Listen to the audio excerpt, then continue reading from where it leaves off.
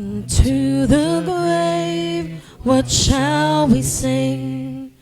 Christ he lives, Christ he lives, and what reward will heaven bring? Everlasting life with him, there we will rise to meet the Lord, then sin and death will be destroyed, and we will feast in endless joy when Christ is ours forevermore. Oh, sing hallelujah, our hope springs eternal. Oh, sing hallelujah, now and ever we confess, Christ our hope in life and death.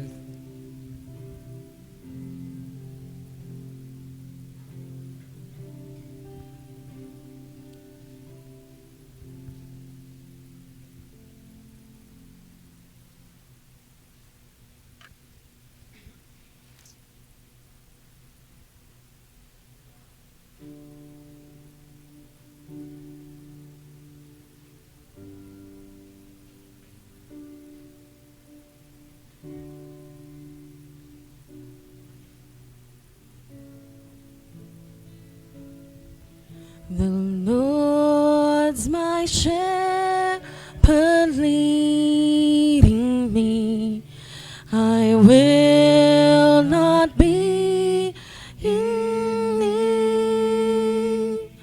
He'll make me lie in pastures green, by quiet waters lead. And he restores my soul again. He guides the steps I take to walk along a righteous path, all for his own name's sake. Though in a valley dark as death, no evil will I fear. Your rod and staff, they comfort me, for you are always near. A feast you have prepared for me inside of all my foes, and you anoint my head with oil, my full cup overflows. What love and goodness all my life will follow after me, and in the Lord's house evermore my dwelling place shall be. Maaari po muna tayong maupo.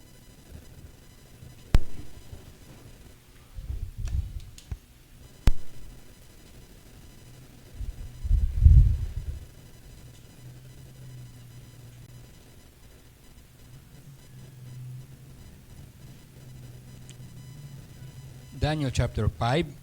King Belshazzar made a great feast for 1,000 of his lord, and drank wine in front of 1,000. Belshazzar,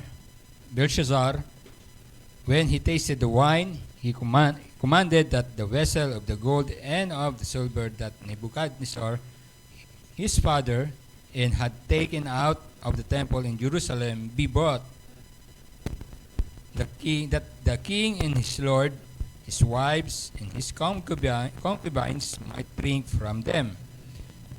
Then they bought in the golden vessel that had been taken out of temple, house of God in Jerusalem, and the king, his lords, his wives, and his concubines drank from them. They drank wine and praised the gods of gold and silver, bronze, iron, wood, and stone. Immediately the fingers of a human hand appeared and wrote on the plaster of the wall of king's palace, opposite the lampstand, and the king saw the hand as it wrote. Then the king color changed, and his thought alarmed him. His limbs give way, and his knees knocked together. The king called loudly to bring in the enchanters, the Chaldeans, and the astrologers. The king declared to the wise men of Babylon, "Whoever reads this writing and show me its interpretation shall be clothed with purple and have a chain of gold around his neck, and shall be the third ruler in the kingdom." Then all the king's wise men came in, but they could not read the writing and make known to the king the interpretation. Then King Belshazzar was greatly alarmed, and his color changed, and his lords were perplexed. The queen, because of the words of the king and his lords, came into the banqueting hall, and the queen declared, "O king, live forever. Let not your thoughts alarm you or your color change. There is a man in your kingdom in whom is the spirit of the holy gods. In the days of your father, light and understanding and wisdom, like the wisdom of the gods, were found in him. And King Nebuchadnezzar, your father the king, made him chief of the magicians, enchanters, Chaldeans, and astrologers, because an excellent spirit, knowledge, and understanding to interpret dreams, explain the riddles, and solve problems were found in this Daniel, whom the king named Belteshazzar. Now let Daniel be called, and he will show the interpretation." Daniel interprets the handwriting. Then Daniel brought in for the king. The king said to Daniel, "You are that Daniel, one of the exiles of Judah, whom the king my father brought from Judah. I have heard of you. The spirit of the gods is in you, and in that light and understanding and excellent wisdom are found in you. Now the wise men, the enchanters, have been brought in before me to read this writing and make known to me its interpretation. But they could not show the interpretation of the matter, but I have heard that you give interpretation and solve problems. Now if you can read and writing and make known to me its interpretation, you shall be clothed with purple and have chain of gold around your neck, and shall be the third ruler in the kingdom."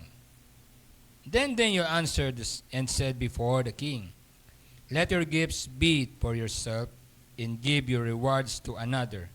Nevertheless, I will read the writing to the king and make known to him the interpretation. O king, the most high God gave Nebuchadnezzar your father kingship and greatness and glory and majesty.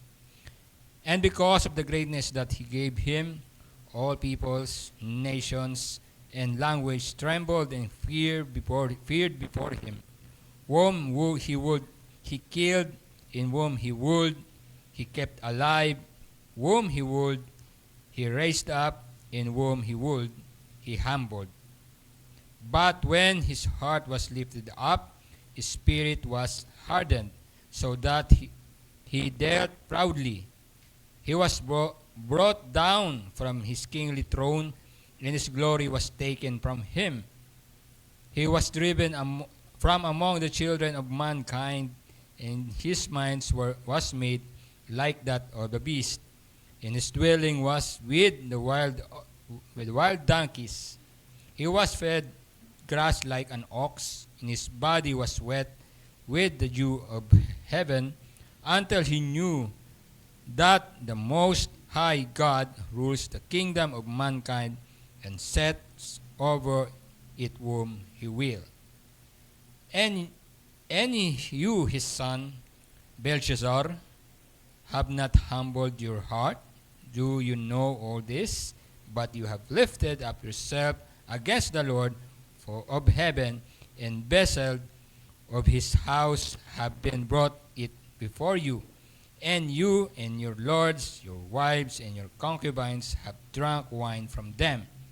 And you have praised the gods of silver and gold, bronze, iron, wood, and stone, which do not see, or hear, or know, but the God in whom hand is your breath, and whose are all your ways you have not honored. Then from this presence the hand was sent, and this writing was inscribed, and this is the writing that was inscribed: Mene, Mene, Tekel, and Parsin. This is the interpretation of the matter.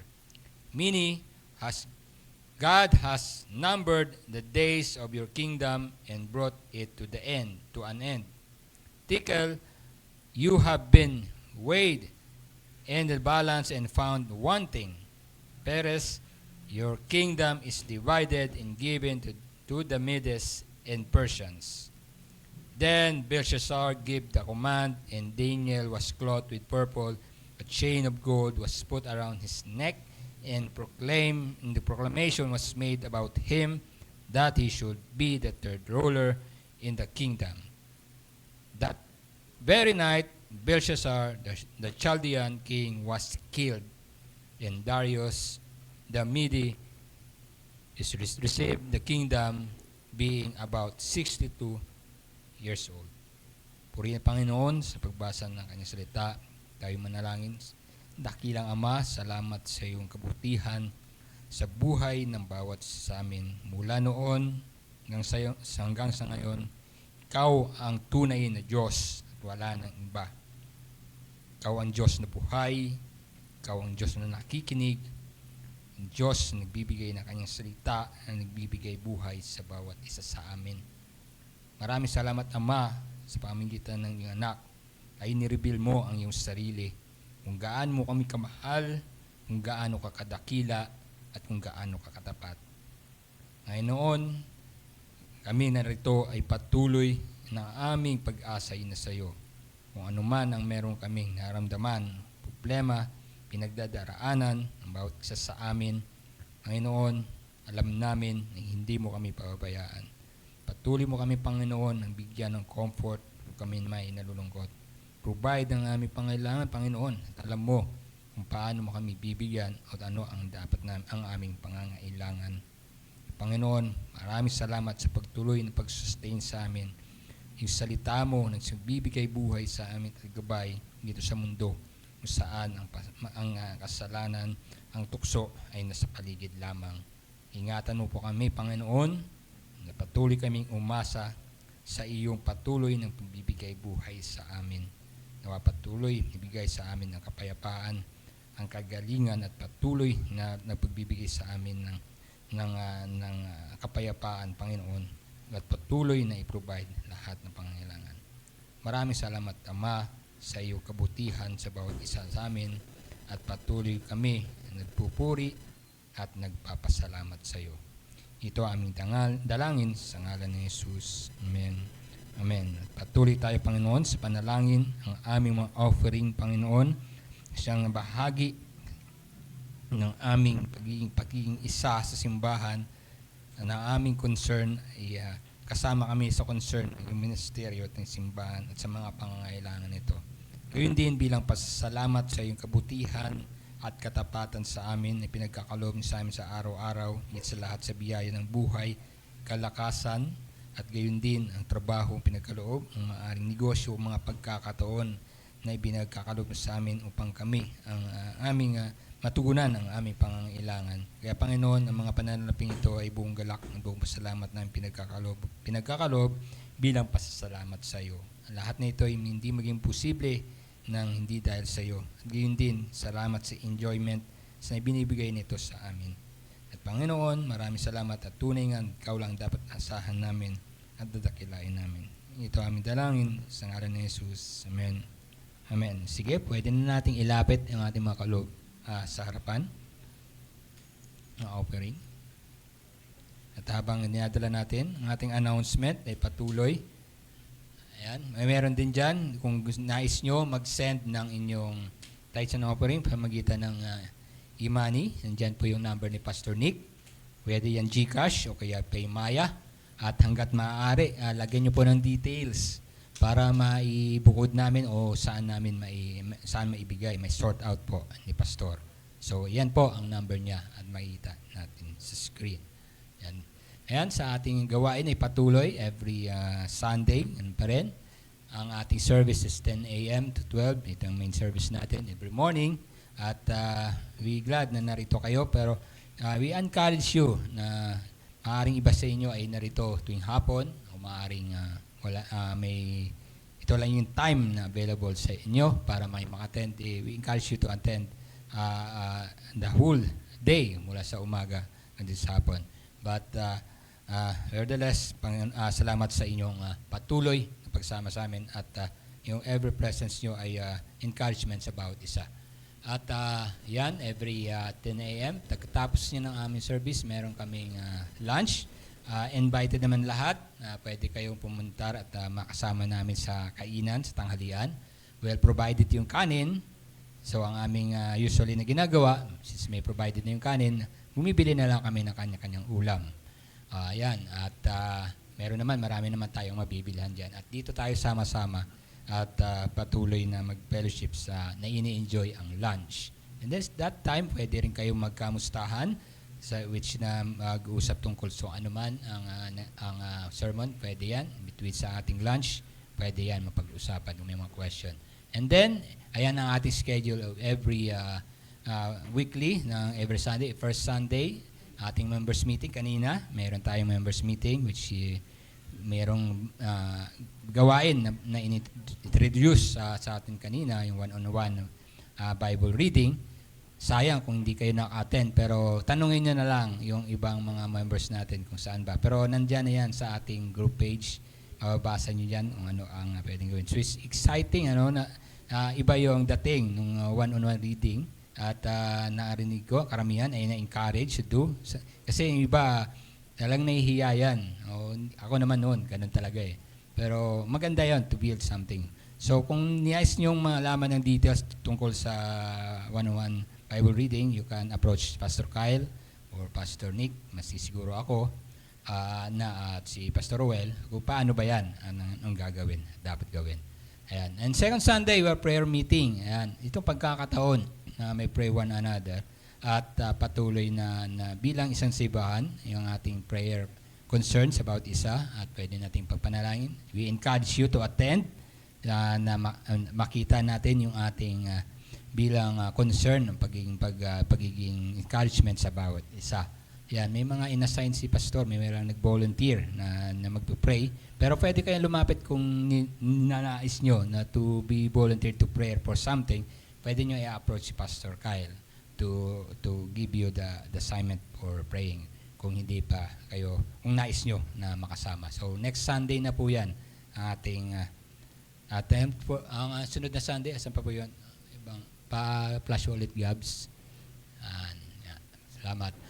Third Sunday, learning our songs. Ayan. Kanina may kaibang songs tayo, yung Psalm 83 na mula yun sa Psalms at binigyan ng tono na mula sa Amazing Grace. Pwede learn natin, pwede nating pag-aralan at bagamat binibigay na may mga bagong songs tayo, mas maganda mapag-aralan natin at makita yung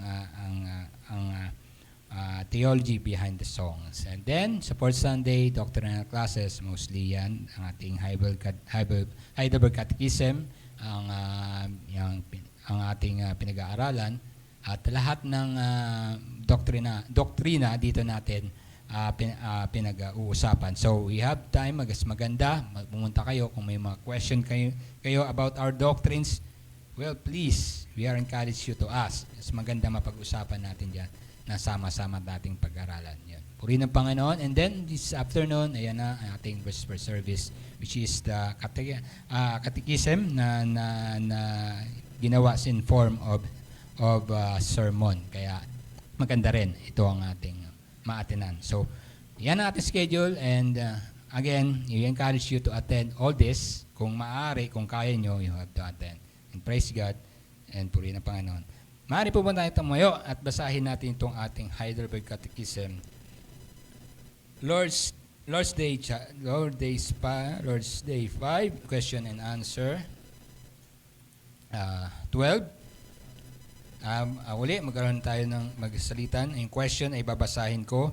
Itong answer ay sabay-sabay nating basahin. Question, according to God's righteous judgment, we deserve punishment.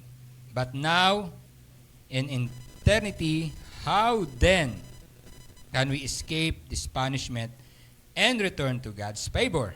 Answer? God's justice to be satisfied.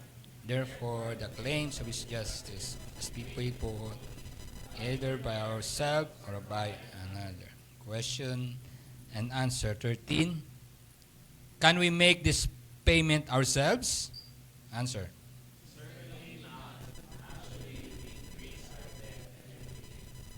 Question and answer number 14. Can another creature, any at all, pay this debt for us? Answer.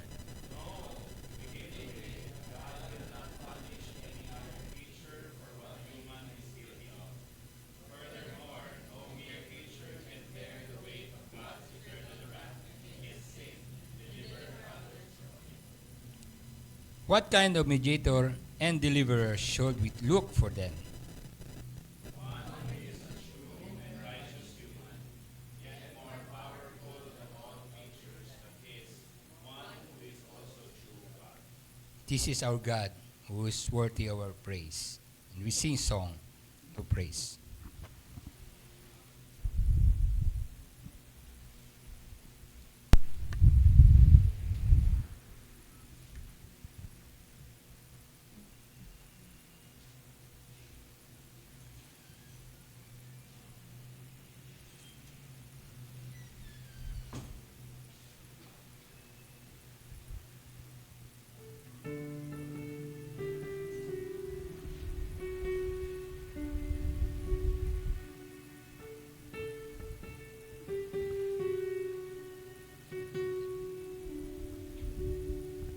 Do you feel the world is broken? Do you feel the shadows deepen? We do. But do you know that all the dark won't stop the light from getting through? We do. Do you wish that you could see it all made new? We do.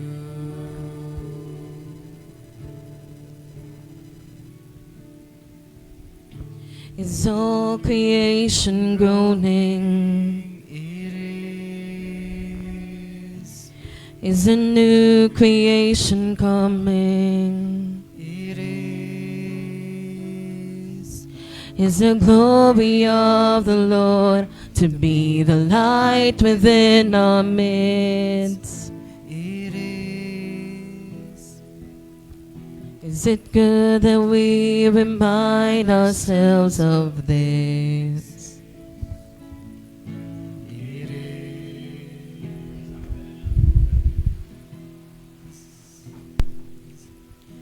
Is anyone worthy? Is anyone whole? Is anyone able to break the seal and open the scroll? The Lion of Judah, who conquered the grave. He was David's root and the Lamb who died to ransom the slave. Is he worthy? Is he worthy of all blessing and honor and glory? Is he worthy of this? He is. Does the Father truly love us? Does the Spirit move among us?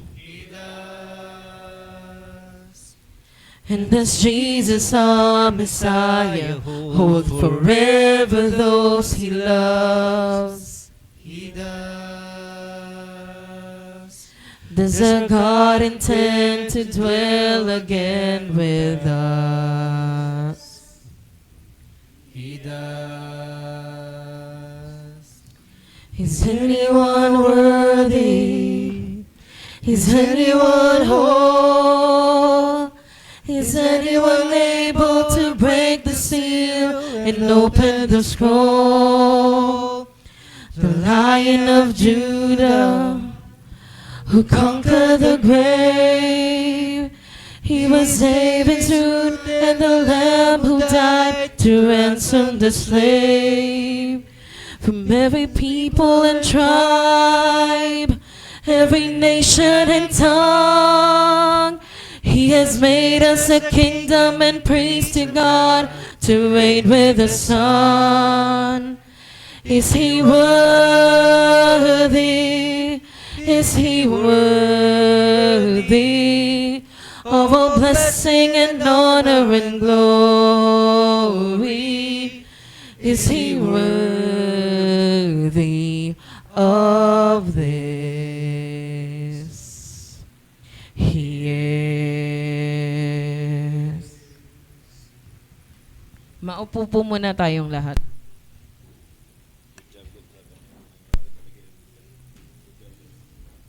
Muntik tumama yung tono. Pero as a church, ano ba ang essential? Ang essential is not that we could sing in tune. Ang essential is that we should sing as a church.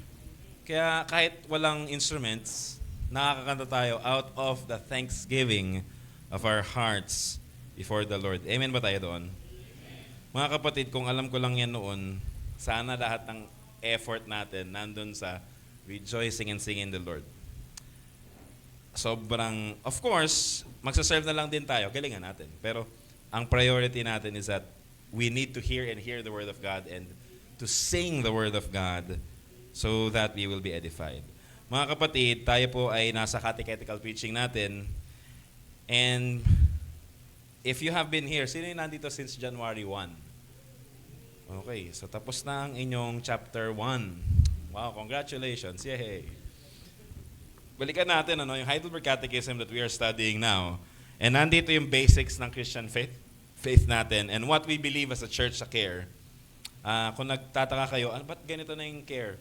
It's because we have studied the Word and nakita namin yung tinuturo ng mga earlier confessions na tama nga, ito yung consistent teaching in the Word of God and it helps us in our growth, in our celebration of what the Lord has done for you and for me. So overview lang tayo. Lord's Day 1, yun yung introduction. And yung Heidelberg Catechism, quiz tayo. Ano nga ulit yung tatlong division ng Heidelberg Catechism? Alamin natin yung guilt, grace, and gratitude. Or yung letter S, sin, salvation, and service natin sa Lord. So last week, o yung last month, pinag-aralan na natin yung guilt natin. By this time, alam natin na lahat tayo guilty. Walang hindi guilty sa atin. We are all guilty. Now, pag-uusapan na natin yung salvation o yung grace ng Lord that saved sinners and guilty sinners such as you and me. Pero dahil ito yung unang Lord's Day ng grace, ipapakita pa rin sa atin yung need natin for a Savior. So hindi pa siya sobrang good news kasi papakita sa atin how much we need the Savior. So buksan natin ang ating mga Bible sa Hebrews chapter 2, 14 to 17, and let's find comfort in this truth na sinabi ng Panginoon. And then let us go on with our catechism. Let us study the passage and then tignan natin yung catechism and then babalik tayo ulit sa passage to find our hope in the Lord.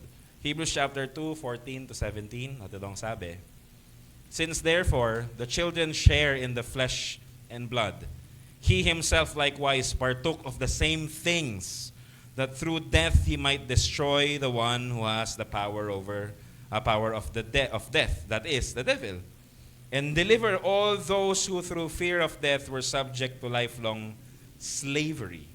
Verse 16, For surely it is not angels that he helps, but he helps the offspring of Abraham. Therefore he had to be made like his brothers in every respect, so that he might become a merciful and faithful high priest in the service of God, to make propitiation for the sins of the people. Mga kapatid, tayo po ay manalangin at balikan natin yung text later as we go on with our preaching this morning. This afternoon, let's pray. Lord, salamat po sa time na binigay niyo sa amin at ito ang aming panalangin. Buksan niyo po yung aming mga isipan, ang aming mga puso, and cause us to delight in you and to be excited sa yung ginagawa sa amin, that you will feed our souls today. May you open our eyes na makita namin that we are blind. May you open our hearts na makita namin that we are dead in our sins. And give us a hunger for you and for your glory. In Jesus' name we pray. Amen and amen. Brothers and sisters, ang book of Hebrews ay sinulat siya as a sermon para sa mga Christians who are undergoing persecution during that time. So ito ay para sa early church.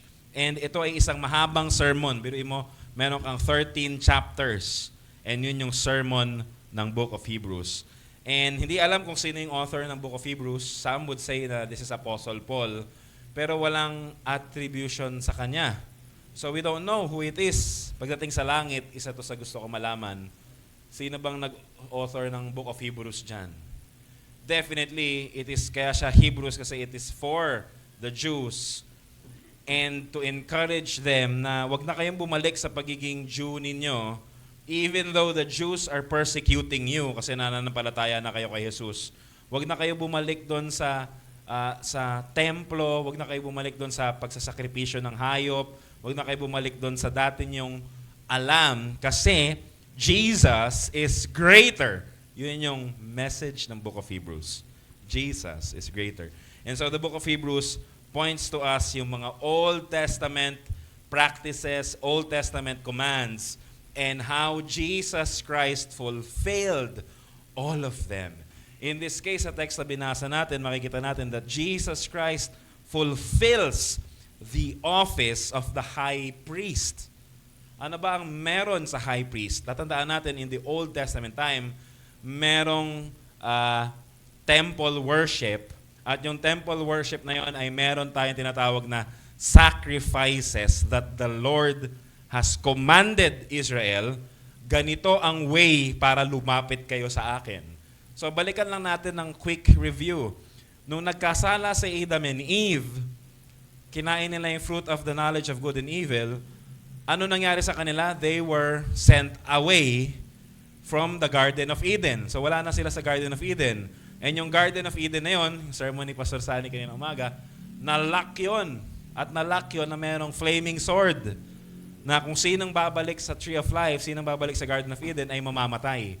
Now, pag nakita mo yun at naintindihan mo yun, yun nangyari sa Garden of Eden, God in His mercy, when you read the Bible sa Old Testament, makikita mo that God is teaching the Israelites na ito yung nangyari through the establishment of the temple. Mga kapatid, ang temple, meron siyang tatlong parts. Merong Holy of Holies na nasa loob. Tapos merong curtain. And then merong holy place. Holy place. And then meron ka ng courts kung saan sila nagpe-pray. Yung layout ng tabernacle, yung temporary tent nung time nila Moses, and yung temple, yung layout ng temple nung time nila Solomon, parehas lang yun. Isa lang yun. Now, bago ka, hindi pwedeng pumasok sa Holy of Holies. Ang pwede lang pumasok sa Holy of Holies ay yung high priest. And anong gagawin ng high priest sa Holy of Holies? Merong altar doon, pagpasok niya ng kortina, and isasaboy niya yung blood ng lamb, kasi kinatay nila yung lamb sa labas as yung symbolizing their sins before God. And then, isa-sprinkle niya yung blood na yon dun sa altar of the Lord sa Old Covenant. So, bakit nagkakatay ng animal? Mga kapatid, nung si Adam and Eve, nung nagkasala sila, ano nangyari sa kanila? Bago sila paalisin ni Lord sa Garden of Eden, ano munang binigay ni Lord sa kanila? Binigyan sila ng, anong house and lot? Binigyan sila ng damit. Nung nagkasala sila sa Lord, they realized that they are naked and they became ashamed. At anong ginawa nila? Gumawa sila ng damit gawa sa fig leaves. So nakita ni Lord, defective yung ginawa niyo, kulang. At anong ginawa ni Lord? That is the first time na sinabi ni God, and God made for them clothes na gawa sa animal skin. Pwede ka ba magkaroon ng animal skin lamang from nowhere? Pipitas ka ba? Saan galing ang animal skin? Eh di sa animal, pastor, ikaw naman, no? So ano nangyari sa animal para magkaroon ka ng animal skin? Binalatan. Alangan naman pag binalatan yon, ngumungaya pa rin ang damo yon. Patay.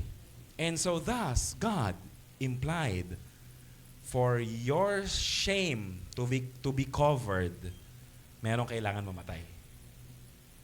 Sa Garden of Eden pa lang, inintroduce na ni Lord yung substitutionary atonement. Someone must die and shed his blood for your nakedness and shame to be covered. So yun yung nangyari. Dinamitan ni Lord sa Adam and Eve and then pinalis niya na. So now, babalik tayo dun sa Old Testament ritual, sa tabernacle and sa temple, sa time ni Moses and ni Solomon. Bakit sila nagkakatay ng hayop? Hindi lang yung blood na kailangan i-sprinkle, pero it points to the shedding of blood na nangyari sa Garden of Eden nung tinakpan ni God yung shame ni Adam and Eve. But it also points us to the ultimate solution para sa makakasalanan natin. Someone must die and cover your shame and nakedness so that you will be clothed and be accepted in the presence of God. Grabe po, mga kapatid. And so the book of Hebrews is saying, oo, may high priest at siya lang nakakapasok doon sa Holy of Holies and siya yung nagpe-pray kasi nagkasala yung mga tao, pinagpe-pray ng high priest yung mga tao. Pero sinasabi ng author ng Hebrews, hindi mo na kailangan ng high priest, hindi mo na kailangan bumalik sa temple worship, hindi mo na kailangan balikan yung mga rituals ng mga ninuno natin, kasi ang fulfillment ng rituals ng mga ninuno natin ay si Jesus Christ, who died and bled for your sin para makover tayo. And hindi lang yon, ano nangyari kay Jesus Christ? Namatay siya, tapos nag-reason, nilibing muna. So namatay, then nilibing, then after 3 days, nabuhay muli. Tapos ano nangyari nung nabuhay siya muli? Nanatili ba siyang nabuhay muli dito? After 40 days, ano nangyari sa kanya? Umakyat siya nag-ascend. Ang tawag ascension of Christ. Nag-ascend saan? To the heavenlies. In yung language ng Bible, at the right hand of God. Hindi dahil kanang kamay siya na mas lesser than the Father. Right hand symbolizes power and authority. Kaya sabi ni Christ, all authority in heaven and earth has been given to me. And kinumission niya yung church and then umakyat siya. So bakit siya nasa langit? Now, Christ, ito mga kapatid ang nakaka-amaze. Si Christ is truly God and truly human. Hindi siya pwedeng maging 50% God, 50% human. Hindi, truly God, truly human. The Son, the God the Son, eternal, truly God. Pero itong truly eternal God, nagkatawang tao and assumed humanity, and then pinanganak sa mundo bilang totoong tao, having true human mind, true human soul, and true human body, pero hindi na mix yung kanyang pagka-Diyos sa kanyang pagkatao. Ang hirap, pastor, ang hirap na maintindihan. Oo, mahirap talaga. Pero ganun yung extent na ginawa ni Lord, yung incarnation pa lamang. And, ba't ko in-explain yung incarnation? Kasi mga kapatid, yun yung mystery and extent na kailangan gawin ng Diyos para iligtas yung sinner, such as you and such as me.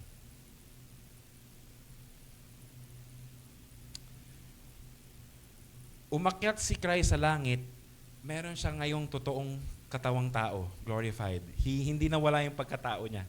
He will remain as a human being, but truly God pa rin and divine at the same time. Nandun siya sa langitan. At anong ginagawa niya?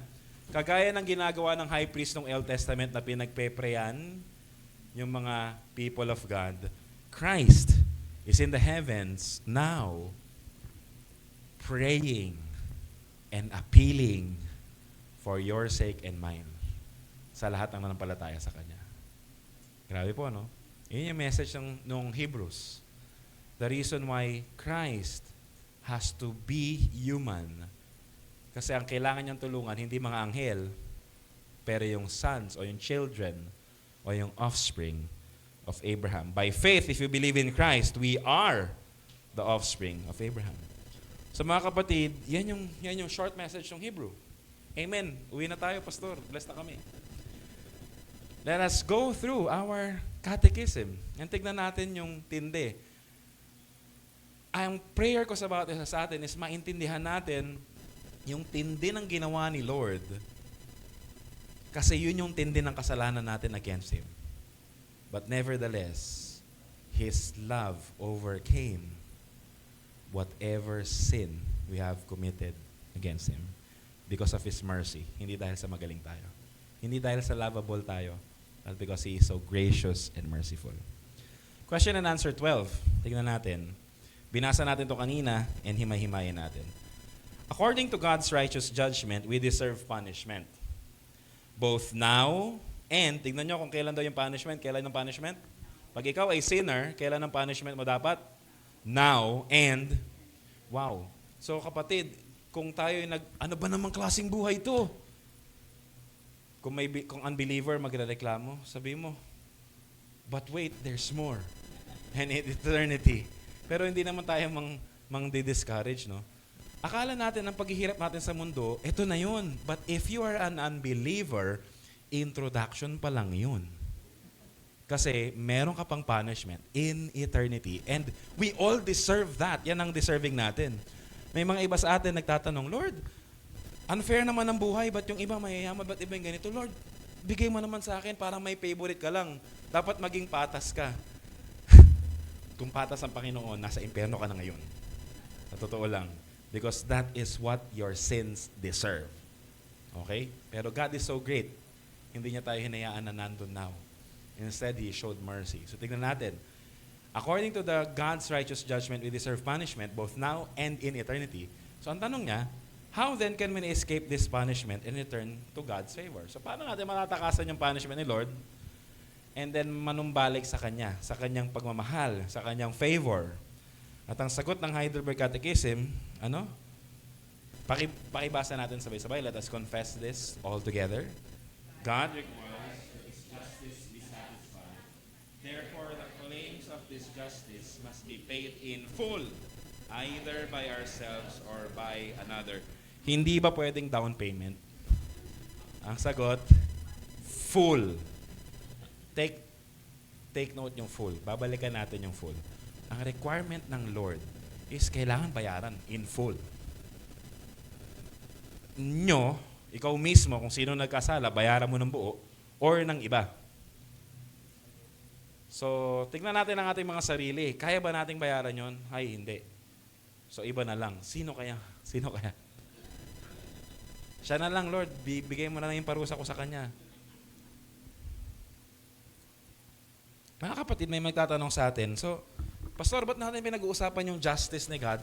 Kasi ang context, si God is holy, ginawa tayo na holy, Instead of responding to Him with praises and thanksgiving as how we are made, ang ginawa natin sa Kanya, nagrebelde tayo sa Kanya, and sa totoo lang, niyurakan natin yung Kanyang pagka-Diyos. We are created in the image of... Merong ibang mga liberal theologians, sinasabi nila, man is created in the image of God. Tama? Yes! And so sabi niya, created in the image of God, kaya ka mahalaga. Yes! Kaya ang tingin natin, kahit namumulubi yun, o kahit na anong nangyayari sa buhay niya, kahit pasaway siya, may value yung buhay nun, mga kapatid, kasi they are created in the image of God. Kaya ayaw natin ng murder, kaya ayaw natin ng mga bagay na nakakasira, kasi image of God in man pa rin yun. Pero mga kapatid, itong isipin mo, if you are created in the image of God, and the image of God still resides in you, gaano mo niyurakan ang image of God in you dahil sa lifestyle mo na against sa Lord of Hosts.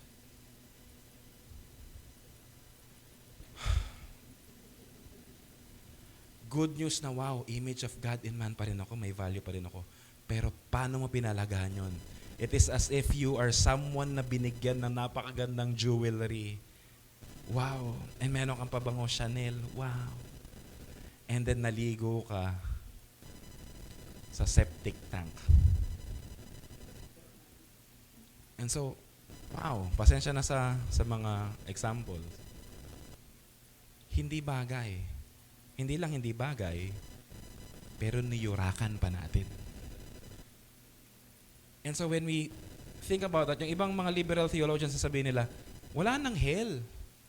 Actually, meron na sa Philippines yan na may mga church na nagsasabi na wala nang hell. Baka gusto niyo pong lumipat doon. Meron po ba? Alam natin na mali yun. Kasi it cheapens the grace of God. Hindi nila maintindihan yung mercy and justice, kaya nag-choose na lang sila ng mercy.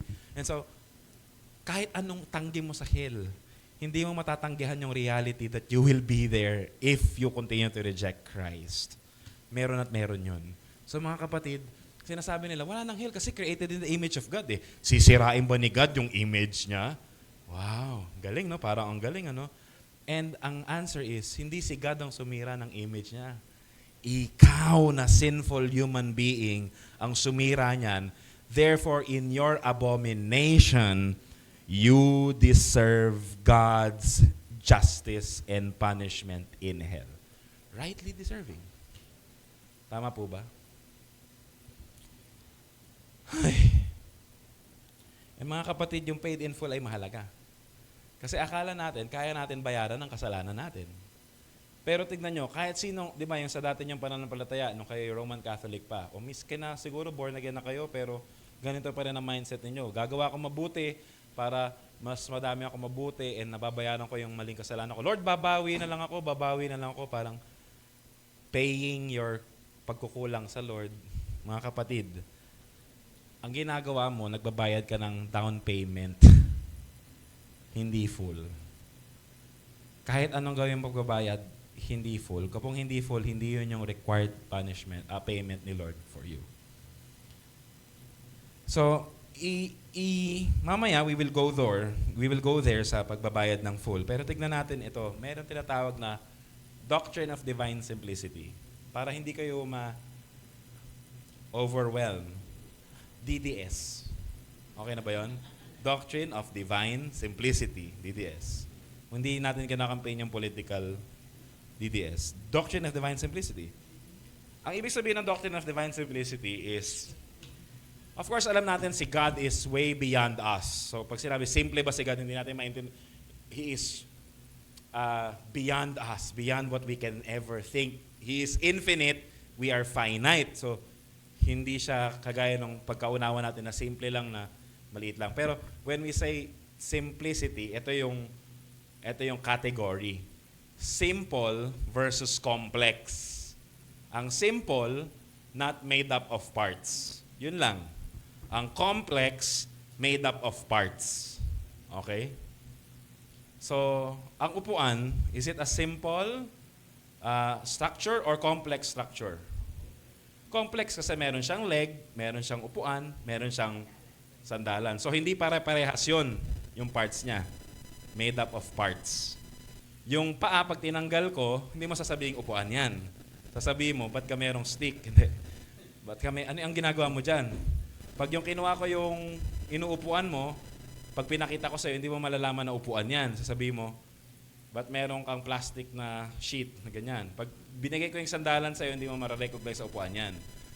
It will only become recognizable pag nabuo na siya. Yung parts niya magkakasama na. So yun yung complex. Si God, hindi siya complex. He is simple. Ibig sabihin, He is not made up of parts. So wala sa Kanya na pwede mong hiwalayin and then bubuuin mo, ito si God. No. So isang example, God is not love plus mercy plus grace plus kindness. Di ba? Si God is love, God is just. So hindi siya just plus love plus mercy. Hindi. Hindi kasi pag ginawa mong plus, hiwa-hiwala yun, and then binubuo mo si God as a complex being. No. Rather, God is God, and siya yun, and then God is love.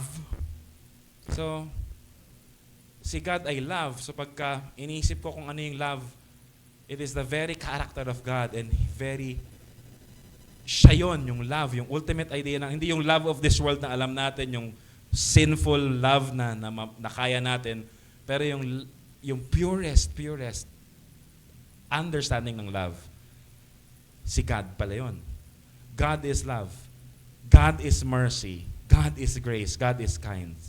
Meaning to say, hindi hiwala yung love niya sa mercy niya, sa grace niya, sa kindness niya, sa justice niya, sa anger niya against sin, sa holiness niya, and sa kanyang wrath.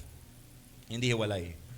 The reason why God hates sin is because it assaults His love for His people. Okay ba tayo doon? Medyo mahirap yun. Pwede natin pag-usapan yun sa doctrinal studies. Divine simplicity. Kaya mga kapatid, ito yung nagiging problema. If God is merciful, tapos God is just, mabait naman ng Panginoon, lalapit ako sa Kanya, kasi merciful naman siya, hindi naman siya just. So mamimili ka ng character over the another kung ano yung favorite mo. Minsan naman, pag feeling mo righteous ka, na self-righteous ka, na feeling mo na meet mo na lahat ng requirements ni Lord at masaya na si Lord sa'yo, masaya si Lord sa akin, sa inyo. Face the God of wrath. Para sa inyo yan. Di ba? Kasi mamimili ka ng character niya. Pero mga kapatid, ito pong kailangan natin maintindihan. Hindi hiwala yung character ni God sa Kanya. Yung love and mercy niya, isa yun. Yung love and wrath niya against sin, isa yun. Love niya for us and yung hatred niya against sin, isa yun. Hindi yun hiwalay. Kaya yes, God is merciful, pero God is also just. Kaya totoo, if we are sinners, totoong-totoo ito, you would face His judgment. Mga kapatid, habang pinapakinggan nyo to, huwag sana maging idea natin na alam ko na yan. But rather, let us look at our lives. Let us look at our sinfulness. If God would punish us according to our sins, and if we understand our sinfulness, paano na lang ang hope natin? Wala. Buti na lang. Yung hindi ko kayang gawin, merong gumawa for me. Ituloy natin. Can we make this payment ourselves? So, naniningil ang Lord ng justice. Naniningil ang Lord ng payment. Kasi yun yung language. Kaya ba nating bayaran? Question. Anong klaseng payment daw yung dapat nating ibigay? Full. Kaya ba nating bayaran? Pastor, madami pa akong utang. Dadagpag na pa yan. Grabe naman. Para sa mga nahihirapan, if you have a debt, magandang reminder yan na hindi lang yung debt dito sa mundo yung kailangan mo bayaran. Pero meron talaga tayong debt na kailangan bayaran sa harap ng Panginoon.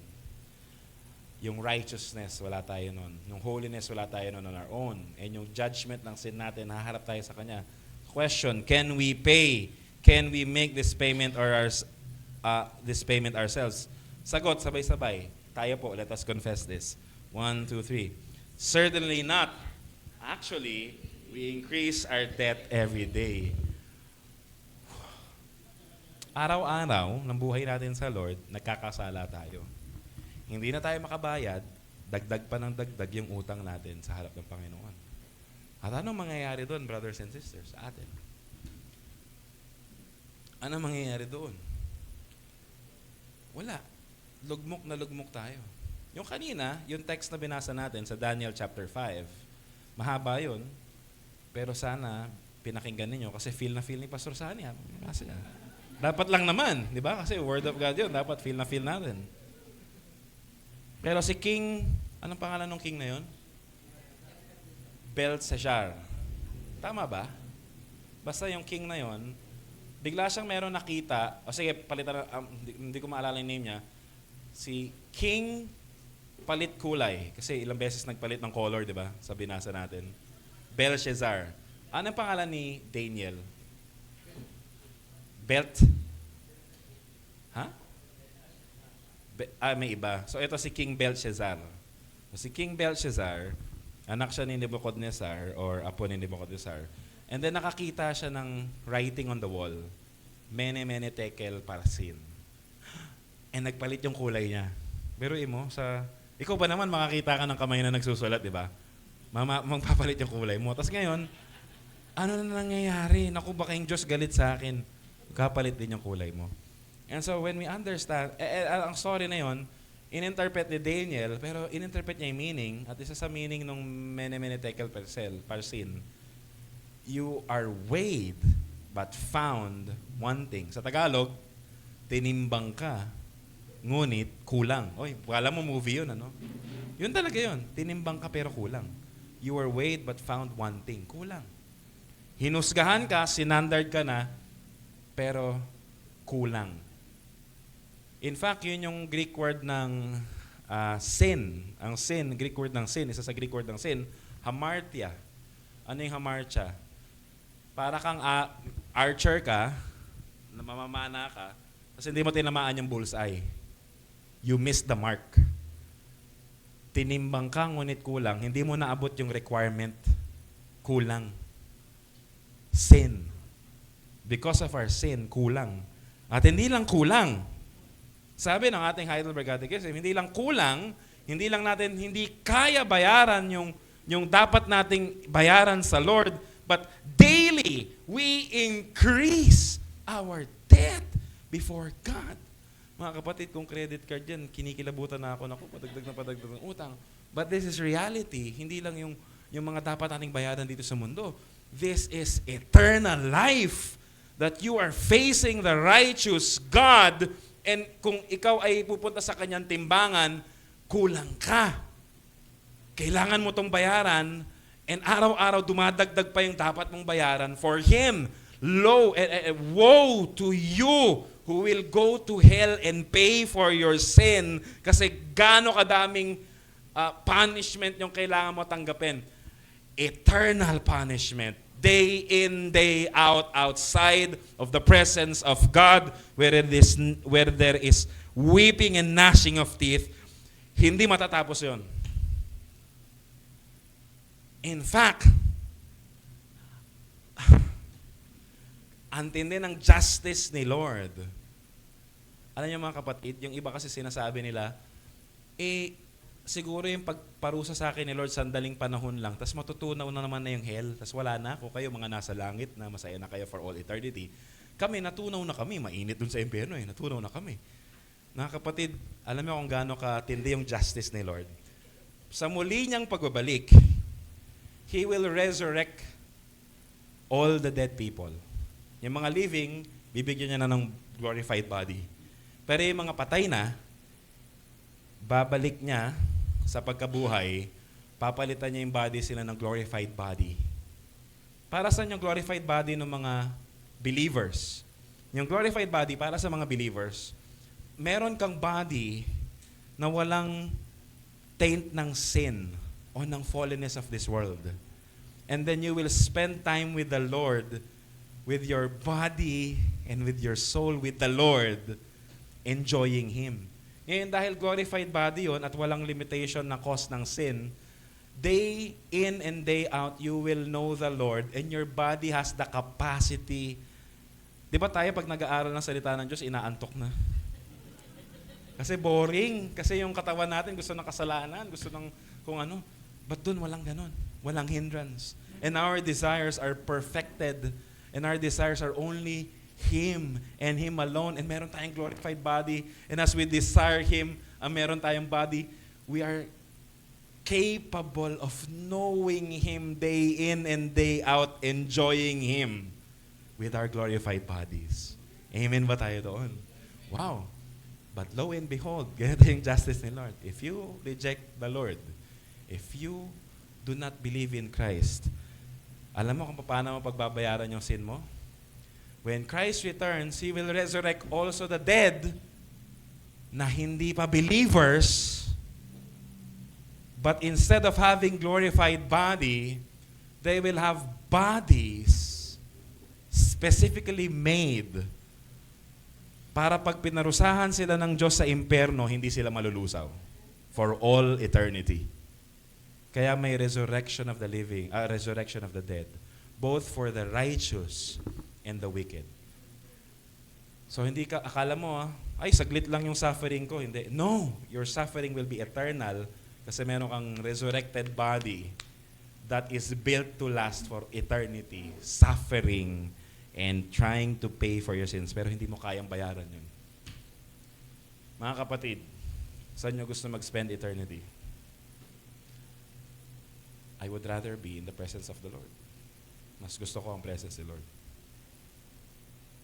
Ang prayer ko is that wag nang natin gustuhin yung presence ni Lord in the future, but rather know Him today here and love Him in spite of our limited bodies and choose to be with Him and know Him and depend on Him while we are here. Kasi wala nang chance pag nandun na kayo sa end of other side of eternity.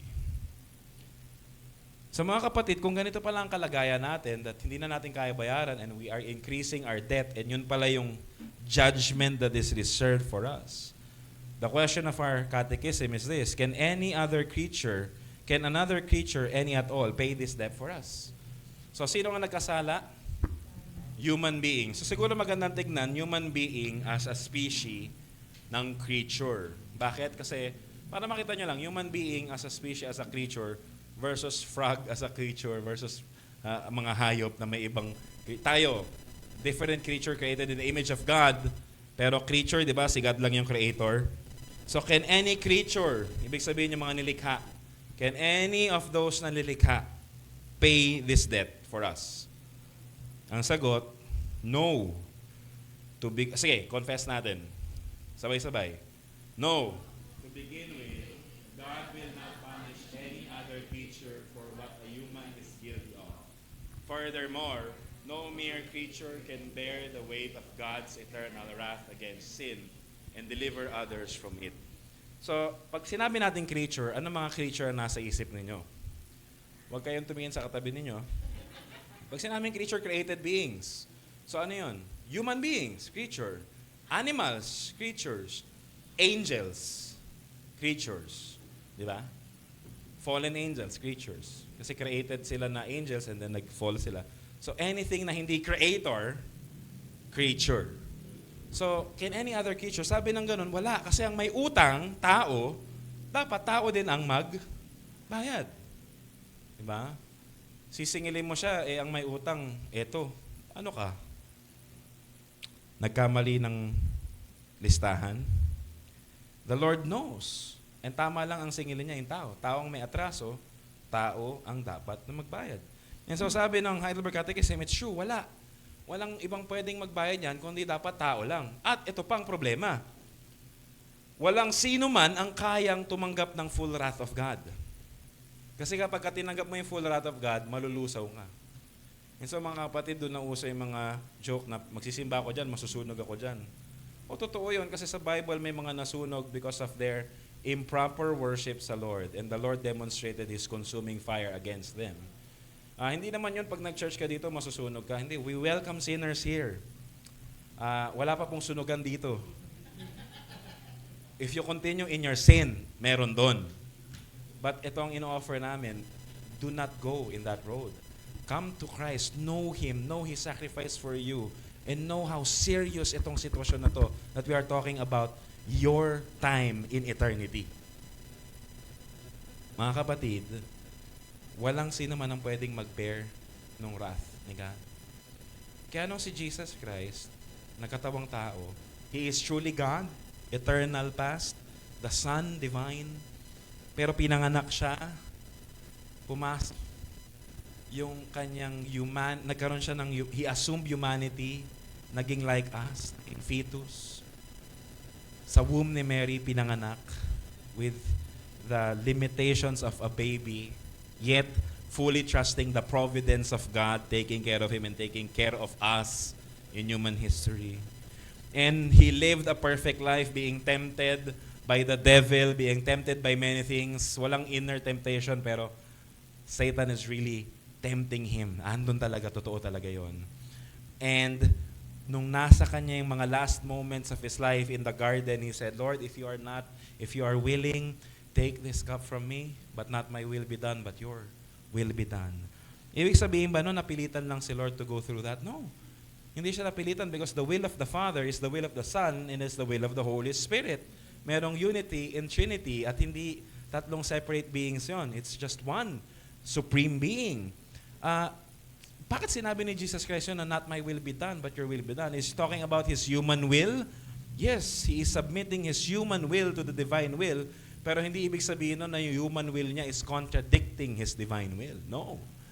Pero bakit niya nasabi yun, mga kapatid? Because alam ni Christ that at that moment, He will embrace the full wrath of God against sin. Mga kapatid, itong mahalaga, no? When we say the wrath of God, ilang Diyos meron po tayo? Meron tayong God the Father, God the Son, God the Holy Spirit. Ilang Diyos po meron? Walang nagsabi ng tatlo. Very good. Yehey! Palapakan niyo sarili niyo. Isa lang. And this God is in three persons. God the Father, God the Son, God the Holy Spirit. Mahirap intindihin talaga yan. Isang Diyos lang. And so si Christ is si God the Son na katawang tao. So it's just one person of the Trinity, but there is unity in Trinity and Trinity in unity. And so, when we talk about the wrath of God, hindi yun wrath of the Father lamang. It is the wrath of the Father and the Son and the Spirit against sin and sinners. So the wrath of God, not my will be done, but your will be done. Alam ni Christ yung extent ng punishment that His body would take and that His human soul would take just to bring forth salvation for those who believe in Him. Not my will be done, but your will be done. And so, brothers and sisters, ito ang tanong ng catechism natin. Kung malulusaw pala ang sino mang creature at walang creature na pwedeng magbayad ng sin natin, what kind of a mediator and deliverer should we look for then? Yun yung tanong ng catechism. Ate Gabs, paki-flash at sabay-sabay nating basahin. Sagutin natin ang catechism na ito. Let us confess this sa kabilang slide. One who is true and righteous human, yet more powerful than all creatures, that is, one who is also true God. Brothers and sisters, kaya good news ang incarnation ni Christ. Kasi He alone fits that category para magligtas at mag-ayos ng sin problem natin, that daily in our sinfulness, our debts increase before God. But praise be to God, we have a mediator who loves us and cares for us, na pinanganak siya sa sabasaban for you and for me, lived a truly righteous life, perfect life, and then became a sacrifice for you and for me. Yung hindi natin kaya bayaran, siya ang nagbayad for you and for me. And the question is this, para saan? Para saan niya babayaran ito? So that I can pursue my own plans in life?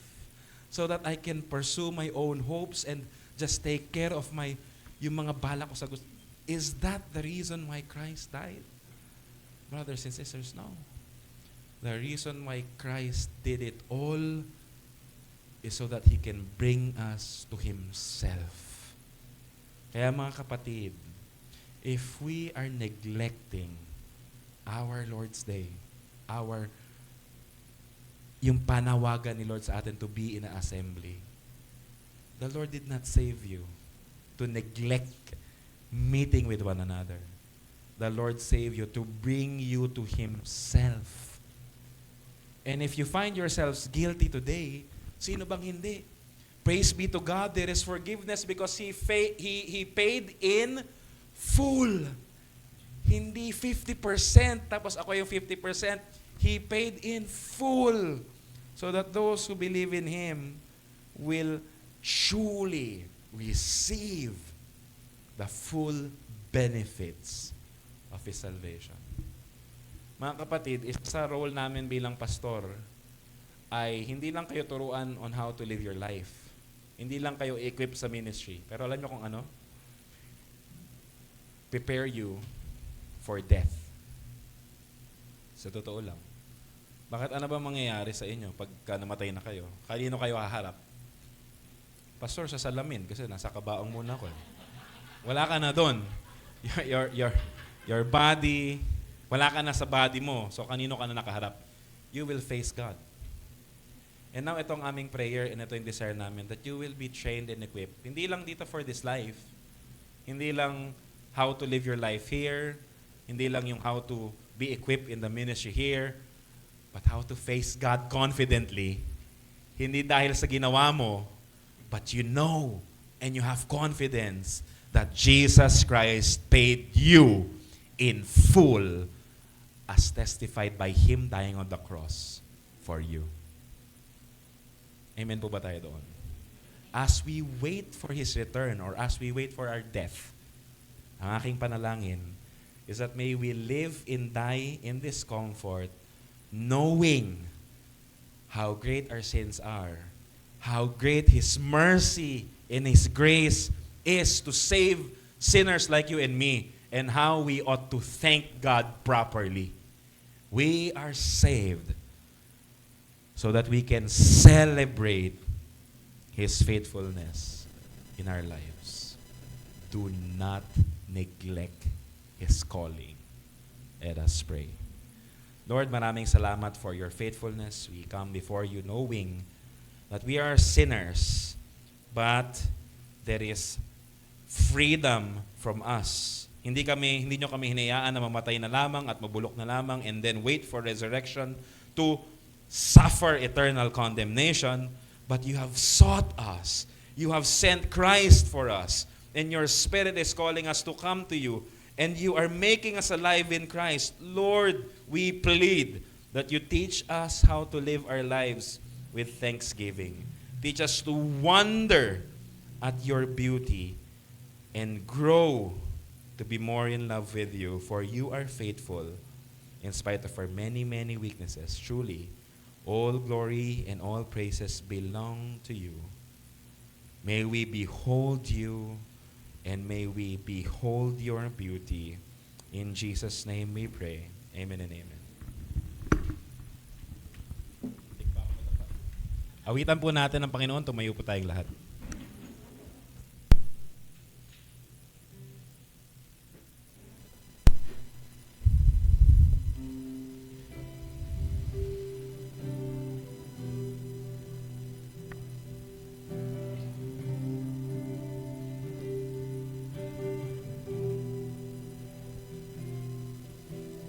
Who has held the oceans in His hands? Who has numbered every grain of sand? Kings and nations tremble at His voice. All creation rises to rejoice. Behold our God, seated on on his throne. Come, let us adore him. Behold our King, nothing can compare. Come, let us adore him.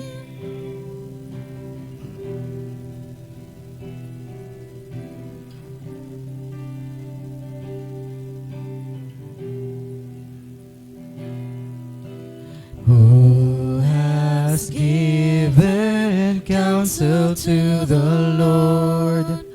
Who can question any of his words? Who can teach the one who knows all things? Who can fathom all his wondrous deeds?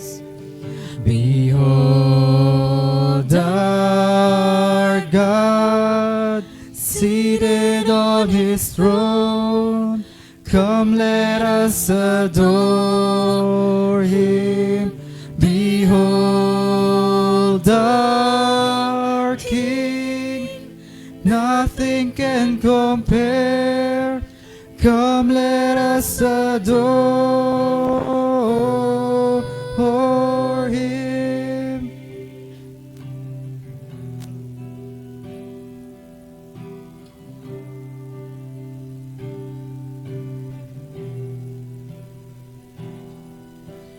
Who has felt the nails upon his hands, bearing all the guilt of sinful man?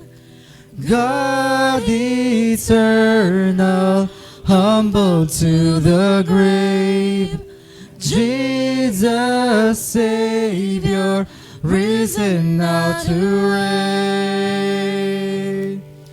Behold our God, seated on his throne. Come, let us adore him. Behold our King, nothing can compare. Come, let us adore him.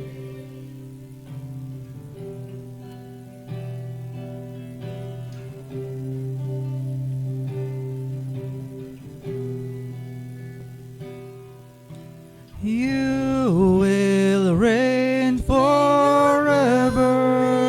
Fill the You will reign forever. Fill the You will reign forever.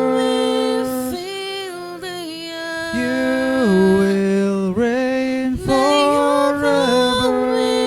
Fill the You will reign forever.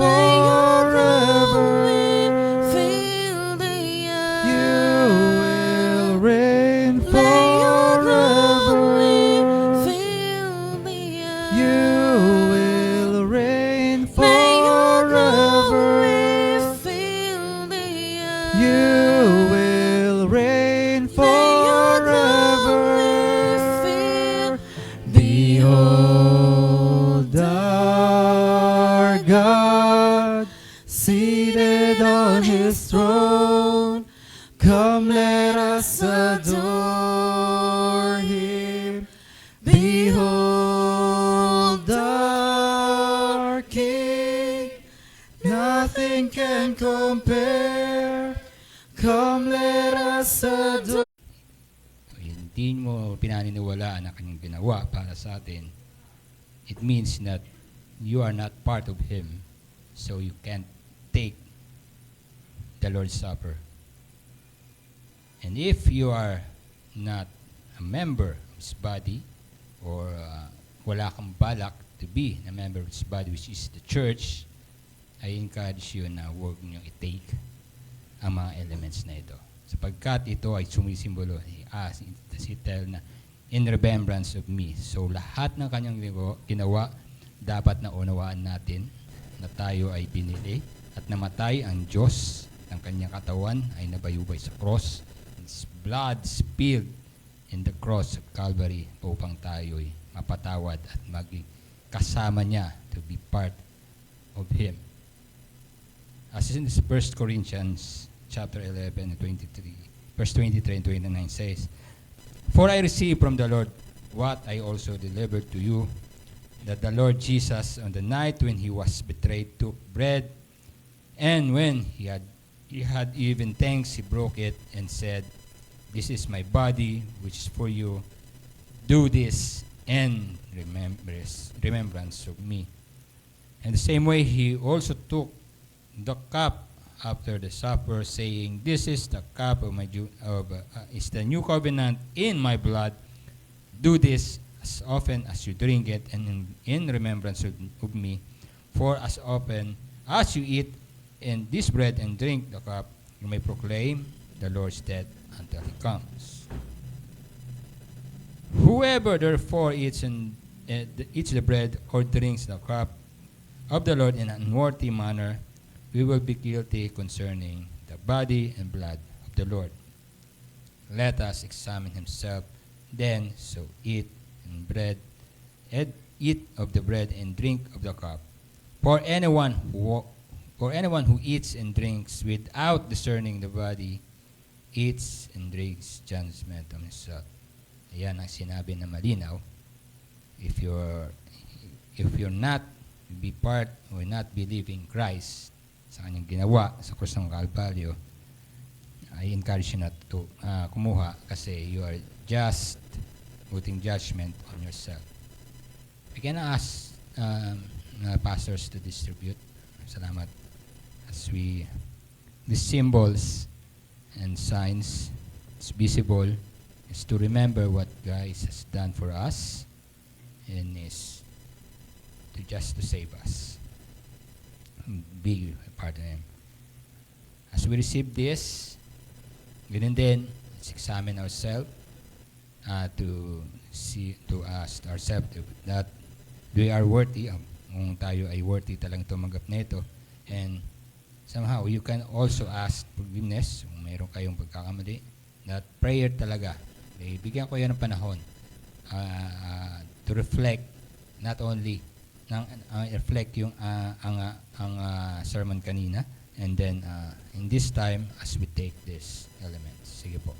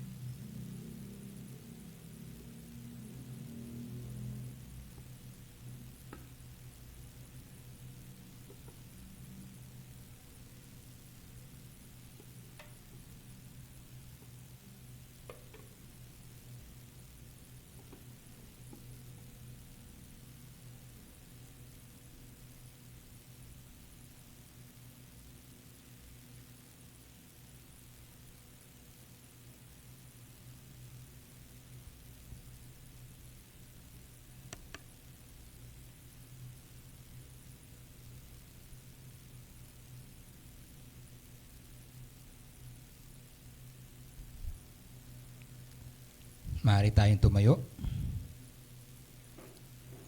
at sabay-sabay nating kanin ang tinapay na siyang sumisimbolo sa katawan ng ating Panginoon at ang katas ng ubas siyang sumisimbolo ng dugo ng ating Panginoon sa Kristo.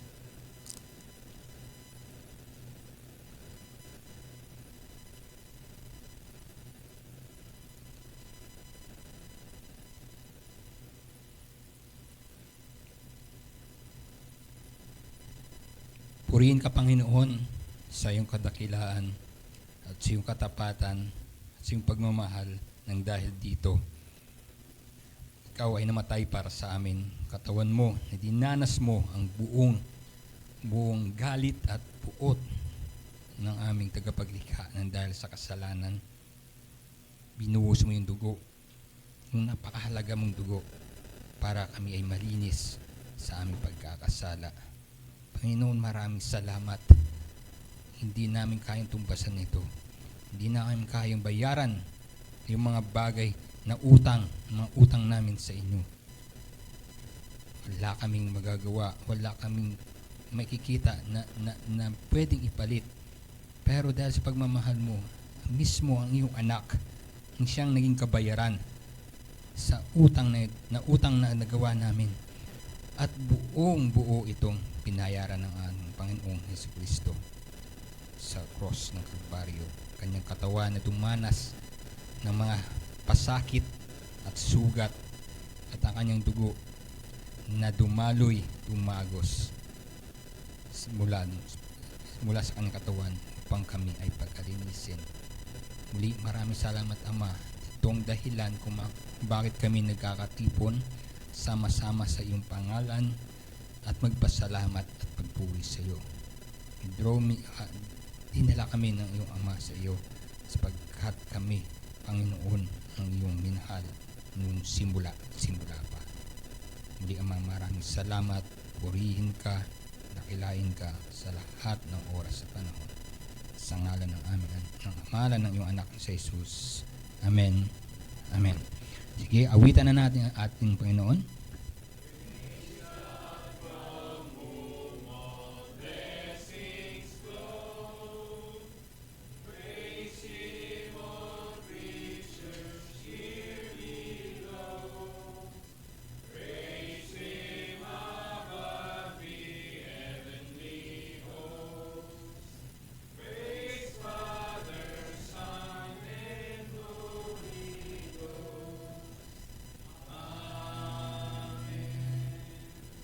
The grace of the Lord Jesus Christ and the love of God and the fellowship of the Holy Spirit be with you all. And everybody say, Amen, Amen.